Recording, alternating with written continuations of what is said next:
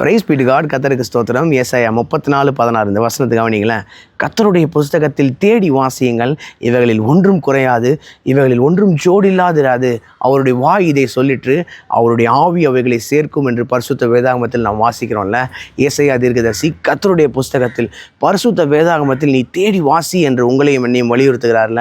பவுலும் சீலாவும் ஒரு முறை சகோதரர்களால் வழி அனுப்பிவிடப்பட்டு தெசலோனிக்கியாவில் உள்ள பெராயா பட்டணத்துக்கு சென்றபோது அங்கு வழக்கம் போல ஜெப ஆலயத்தில் உபதேசித்தார்கள். அப்பொழுது அந்த பட்டணத்தார் என்ன செய்தார்கள் தெரியுமா?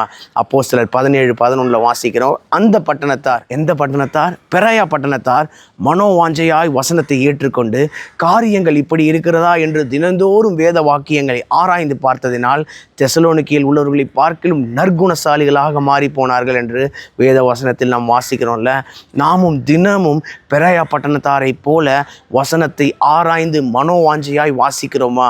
கொஞ்சம் யோசிச்சு பாருங்களேன். இயேசு ஒரு முறை உபதேசம் பண்ணின போது ஒரு ஸ்திரீ உரத்த சத்தமாய், உம்மை சுமந்த கர்ப்பமும் நீர் பாலுண்ட முலைகளும் பாக்கியம் உள்ளவைகள் என்று சத்தமிட்டு சொன்னபோது இயேசு அதுக்கு மறுமொழியாக என்ன சொன்னார் தெரியுமா?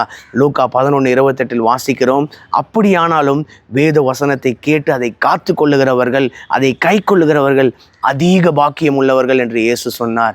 வேதத்தில் அதிக பாக்கியவான்கள் என்று வேறு எந்த இடத்திலும் குறிப்பிடப்படவில்லை. நாமும் பெராயா பட்டணத்தாரை போல மனோவாஞ்சையாய் வேத வசனத்தை வாசிப்போம், வேத வசனத்தை நேசிப்போம், அதிக பாக்கியம் உள்ளவர்களாக மாறுவோம். என்னுடைய வாயின் வார்த்தை, என்னுடைய இருதயத்தின் தியானங்கள் கர்த்தருடைய பார்வைக்கு முன்பாக பிரதியாக இருக்கட்டும்.